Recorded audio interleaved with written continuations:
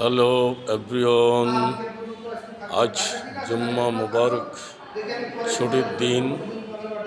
আজকে আমাদের হাতে একটু সময় আছে। আমরা যারা মোটেও সময় পাই না, সবাই কর্মব্যস্ত থাকি, সবাই যার যার পেশা সব কিছু নিয়েই আমরা সারা দিন ব্যস্ততার মধ্যে কাটে।